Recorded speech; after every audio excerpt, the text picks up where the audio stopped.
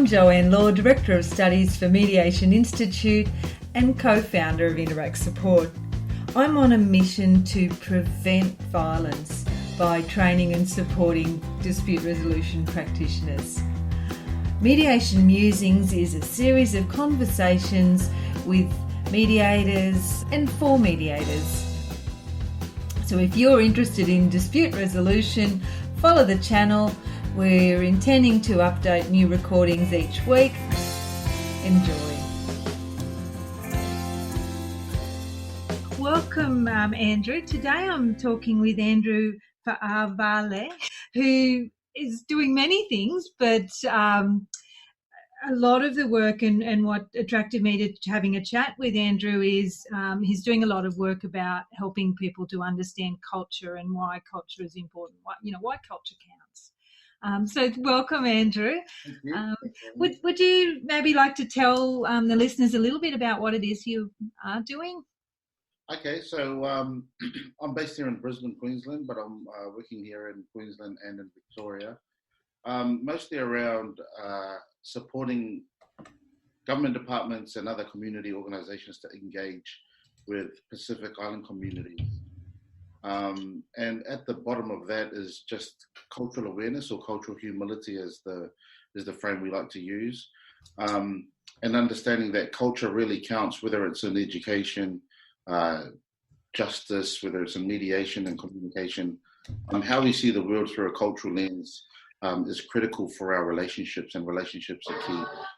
So yeah, that's what we're doing. I was working at a university, running some research and a project in schools in the education sector. But a few months ago, I've come out and I'm consulting now full time. Okay. One of the things you said there was cultural humility. What do you mean by that? I think it's in contrast to cultural competence. So if we think about competence, it's about you getting better and becoming competent, or you having the tools to be able to deal in intercultural relations.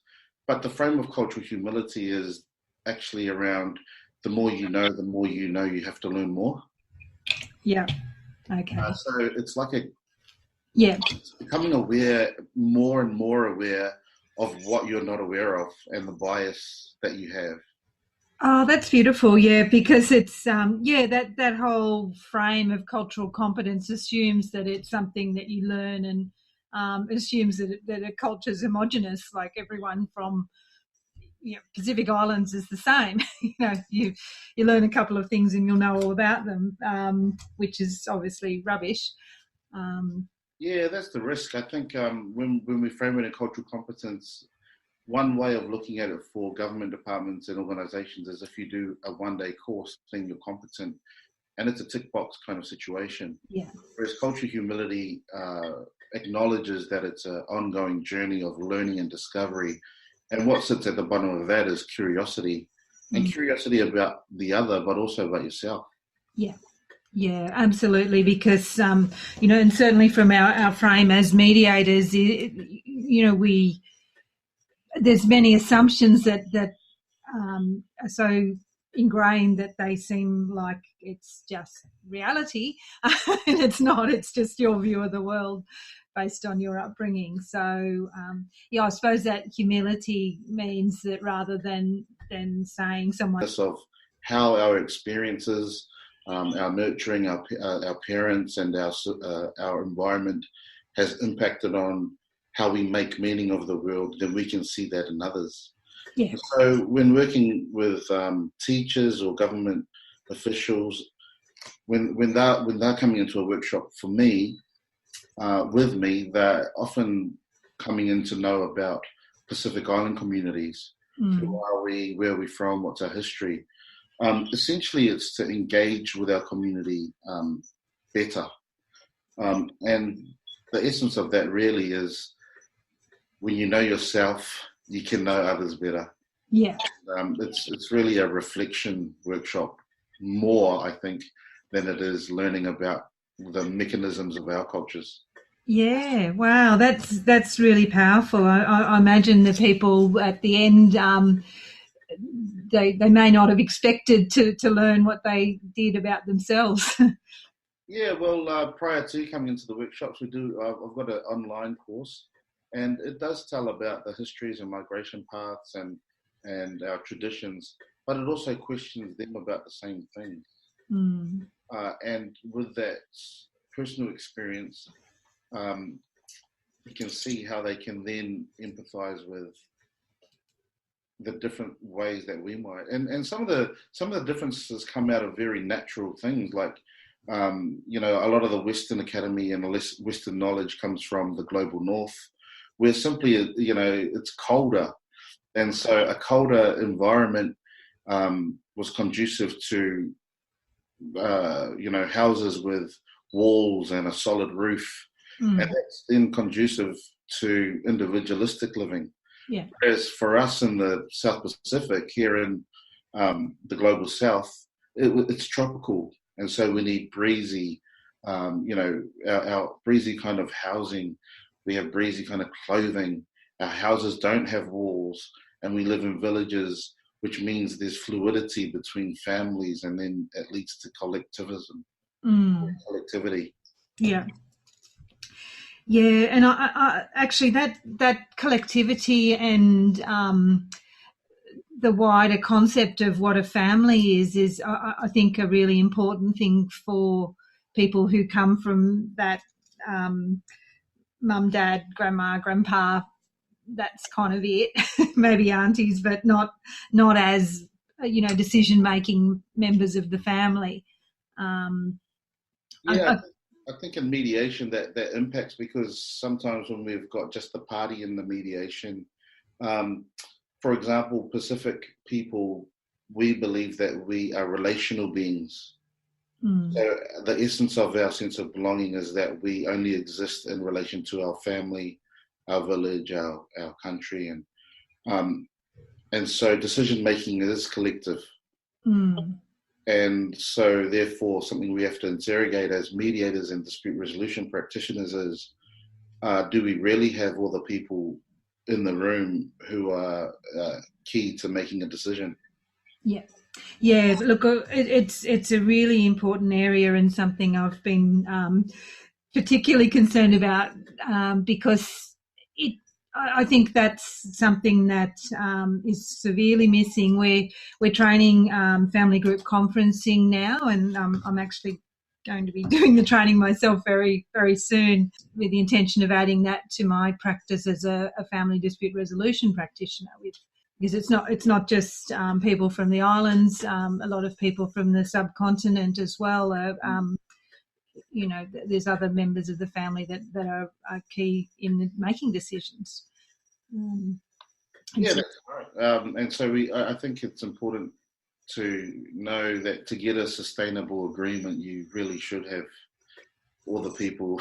Yeah. And sometimes it can get bigger than Ben-Hur, but you have to, at least try to dig around who are the real key players, because often the leaders of families might not even be saying anything. Through our lens, through our Western lens, we might see the leader as at the front, but through another cultural lens, it might be servant leadership. So those leaders might be metaphorically or even literally at the back. Yeah. Okay. So that's an interesting concept as well. So, and how do you suggest people find out? How do they? What's your insights about how do you find out what this family that you might be working with is like? And yeah, I think mediators are trained well to do this, because it's all about asking questions and opening up conversation. And so I think simply being really, really curious and really effective questioning can give you those insights. Yeah.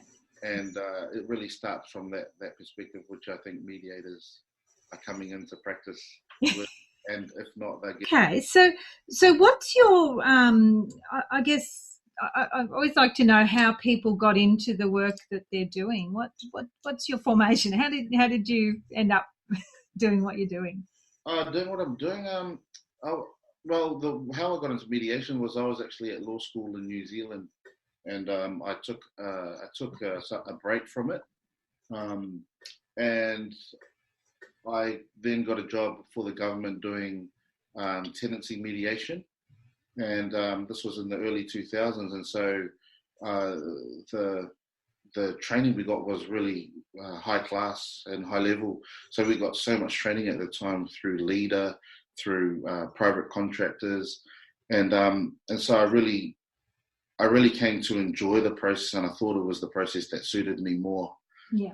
And then I came to Queensland and continued into conciliation, and did some training around it as well, facilitated some training with some friends. I got the opportunity to go to Samoa actually back in 2012, where they've introduced a mediators association and mediation rules. And so, I got to do some coaching and assessing under the Australian national standards. Yep. But in and amongst that, I was also interested in sports. So I was playing some sport, and then I was interested in other things like culture and how my own cultural story. Yeah. And with all these different kind of interests, I kind of merged them all, and then ended up working in youth justice, with young offenders. And I know that, restorative justice and group conferencing is really important there. Yeah. I just thought that, the principles of mediation and those kinds of communication techniques could really help in that domain. Yeah.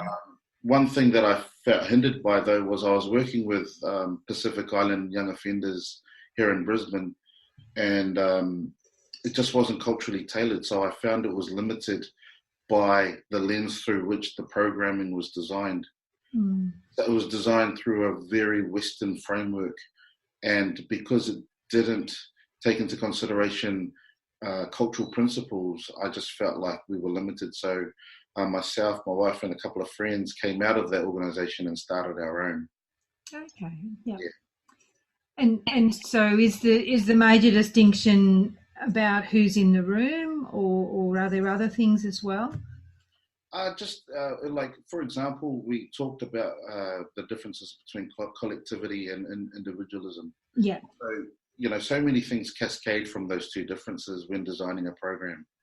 Yeah. But you've also got, the Western institutions are secular, whereas for many indigenous cultures, spirituality is a dimension of their being.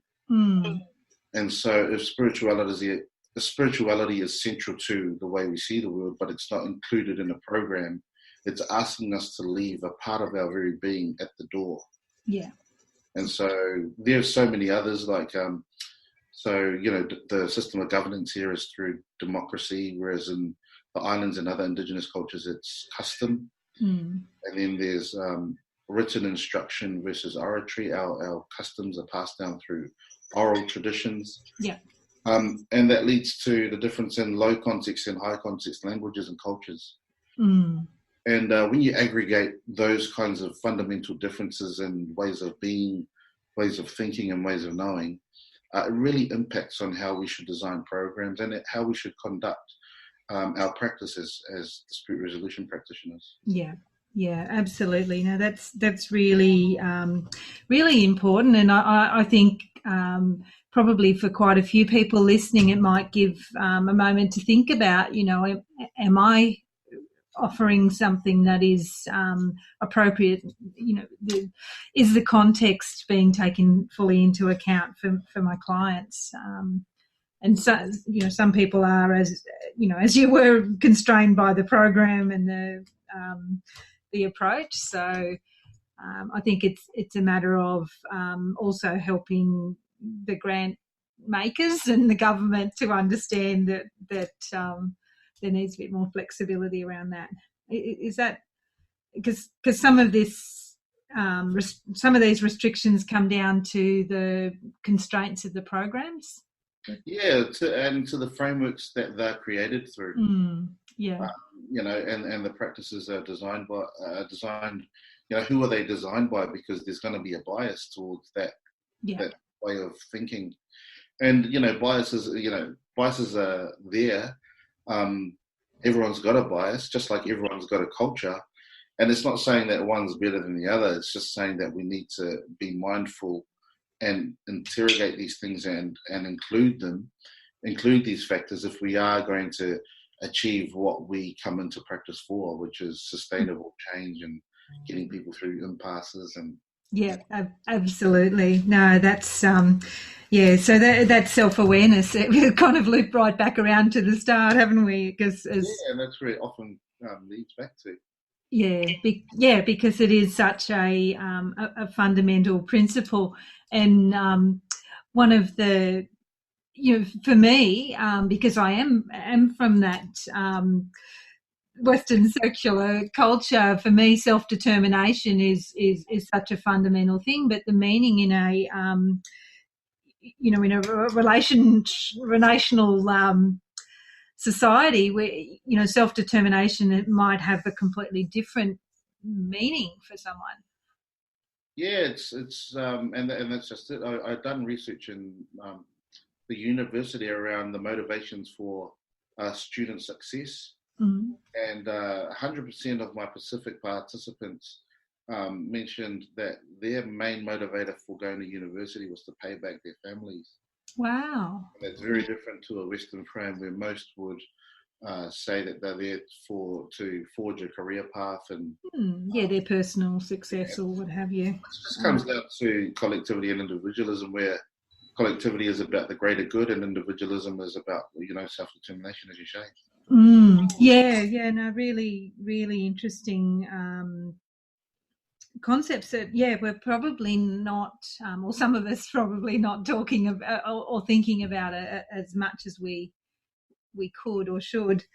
Are there any, I guess, insights that you might have for new mediators or people coming into the industry? I'm not sure if it's for new mediators, because I think the awareness is for new and everyone. Yeah, that culture absolutely counts. So nothing really for new ones that I can think off the top of my head. Yeah, so just for everyone, just be mindful of your biases, and it's very hard when you're fully embedded in something to be aware. So participating in conversations with people, and even with your colleagues and others, getting to, I suppose, exploring with them it might be a strategy for people. Yeah, I think because culture is actually a collective kind of thing. We kind of group culture, but it also comes down to the individual. So it's a very subjective thing, because my experiences as a Samoan born in New Zealand and living in Australia is very different to another Samoan who might be born in Australia or born in the islands. Yeah. And so it sounds difficult and it sounds quite challenging when you have to take into consideration all these foreign factors. But I truly think it's a wonderful challenge for us to get to know people better. Yeah, absolutely. And so I just think that often people can get defensive around culture, and it can be a risky, sensitive subject. But I think at the heart of us it's a humanistic subject of just getting to know the other person better, and I think that's why we have a profession that we have. Yeah, absolutely. I remember one of my my students. She said, "Oh, Joe, it's better than soap operas. It's great. You find out all these interesting things about people. Just don't share them." Yeah, that's right. One of the, I guess the downsides for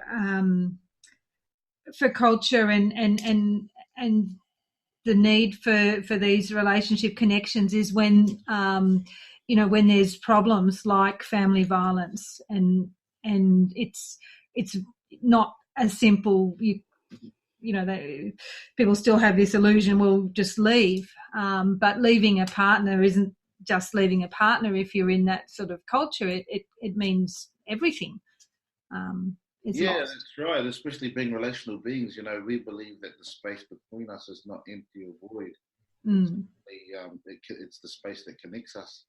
So even if we do try to run away, we've still got a web of interconnections. Yes. So it is more difficult, I think, for that separation to happen. And then there's the other attitudinal, kind of outlooks that say, oh, there's taboo, there's shame on the family. Because we are collective, we are very proud of our family names because they hark back to traditions and stories all the way back to creation or to the cosmos. So we try to look out for that. And that the flip side of that is that we can then try to suppress or sweep things under the carpet that need to be brought to light. Yeah. Because it's just simply wrong. Yeah. Yeah. So have you got any insights about that? And I suppose one of the insights from me is that, the solution of, well, just leave is maybe too simplistic for the complexity of the context for many. I'm a bit reluctant because, most of the perpetrators are males and, I don't pretend to have insight into solutions and strategies. But what I would say is, going back to fundamental principles, is, there are connections, interconnected relationships. But I think there are those ones that are prioritized. And you think about the children's future, you think about those relationships that really, really matter. You bring in the people who are also connected, and I think that's important for them to be part of the conversation. But in relationships, there are priorities. Yeah. And I think just telling that story and painting that picture, but I'm kind of reluctant to give any. No, I know, and it's really challenging. I guess one of the things, and there's different schools of thoughts around violence and why people use that. But one of the things that comes up often in what I'm looking at is that concept of shame, and there's often a challenge where, particularly if people have got traditional roles and then they're in a society where those roles are blurred, and whether people feel there's all sorts of pressures that I guess we need to understand and help people with as well. Yeah, I think if we have a look at our culture anyway, or our community, we're probably second generation now. The first wave, most of the first wave anyway, went from the islands to New Zealand because of the relationship there. And then the second wave kind of feels like it's come into Australia.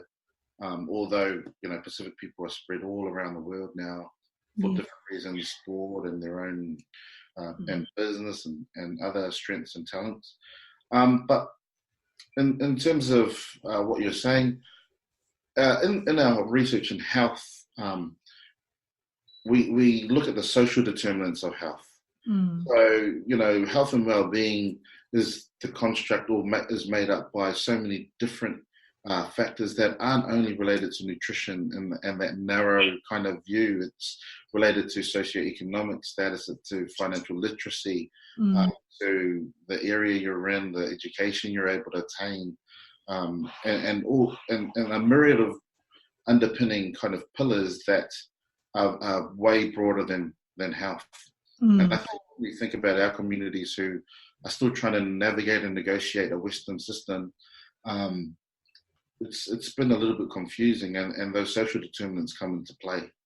Yeah, well, in some ways, I think I hope that our Western system will learn more from cultures that understand relation, because we got this craziness, particularly around health, where the person knows about the pancreas and they don't know about other things, and they think that the mind and the body are different and separate and don't connect much. Yeah, well, that's it.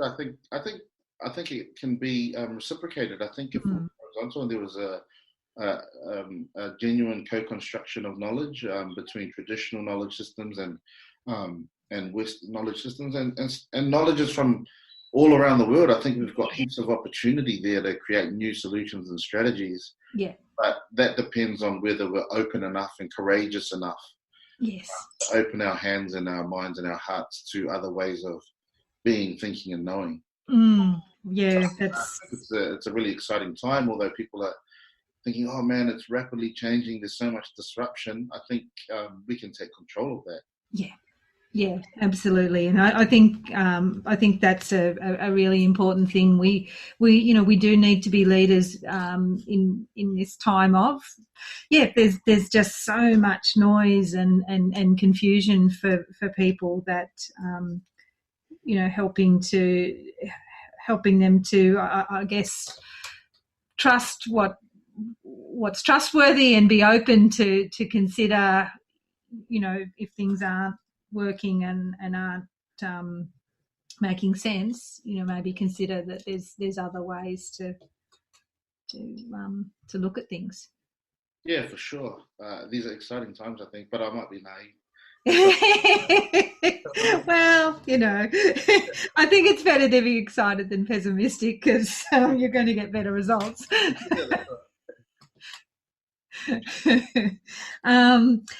So look, I'm just mindful of time. So I look, what I'm really getting from you around this piece, particularly with culture, where you're doing so much of the work, is that it's really important, and the best way to approach things is with with an open mind and an open heart and curiosity. And yeah, that's right. So, and just I guess the point for us is that culture counts, and it's not ethnicity but empathy that really matters. Yeah, you don't need to be from that cultural group, but you just need to be empathetic to the fact that they may have a different way of seeing the world, and finding out how that's constructed and why. And like I say, some of the reasons are very natural. And then, the more complex part is how people are bringing the different worlds together in their own lives. So for me, I'm here in Australia and I have a very, all my wife is from New Zealand. We're both born and raised in New Zealand, but Pacific by blood. But our families are back home, so we're living a very individualistic life, and we like it that way. So it's about grabbing the parts of the different cultures and using them for your own context. Yeah, and parts of Western cultures that we're, most of it that we're adopting and loving, and we're embedded in it. So it's it's great to have wide range of options as to how you can choose to live your life. Absolutely, and I guess that's the fundamental thing, isn't it? It's about choice. That's right. Whether people choose to be traditional and follow traditional ways, or whether they make a blend or step into something that's completely new for their family or whatever. I think for that, I think what underpins all cultures is where, it's, for example, it's that iceberg kind of metaphor that we often use in training and mediation, where difference is often above the surface, but what's below the surface is the sameness of values. And when and when we bring it down to that value base, I think that's where we can get a lot of mutual ground, and that's where we can get agreement. And so that mediation model of asking open-ended questions to get to the deep desires of the disputants or the participants is the same for culture. What is the positions at the top, the peak of the icebergs? Yeah. Their positions, and then we need to get down to their needs. And for culture, it's really getting down to the values, and that's where the sameness exists. And I've traveled the world. I've had a look at numerous cultures, and lived in different parts of the world, and I've never really come across a culture that doesn't seek to love, doesn't seek to respect their elders and live with integrity. And so that's where the sameness exists. Yeah, absolutely. No, I totally agree. And it just needs us to be willing to look, to see those similarities at the really fundamental core core point. And yeah, I mean, that's our job as mediators, to help other people to see that Right. ultimately. And then once they realise they're really not that different, the issues become a problem to be solved rather than something someone else is doing to them. And that's our job as mediators, is to help others through that journey, and so we'll only be better at it if we do it with ourselves. Absolutely. It's our practice. Yeah. So look, if people are interested in the work that you're doing and finding out a bit more, are you okay with me putting links through to your social and websites and things like that? All those, that's fine. Yeah. Okay. So I'll be able to put those up. Any kind of final thoughts or that you'd like to share? No, just to encourage all practitioners that they're doing a very important job, and we're getting into this to help relationships, and that the people in those relationships are very different, and to acknowledge those differences and try to get them to the point of sameness is our role, but is also an intrinsic thing that we can take away as well. Yeah, no, that's wonderful. That's a really powerful thing to finish on. So, thank you once again. I really appreciate your time. Thanks, Joanne. Appreciate having me. Thank you for listening to this episode. If you'd like to find out more, come to mediationinstitute.edu.au/mediator-musings-podcast for the links to this recording.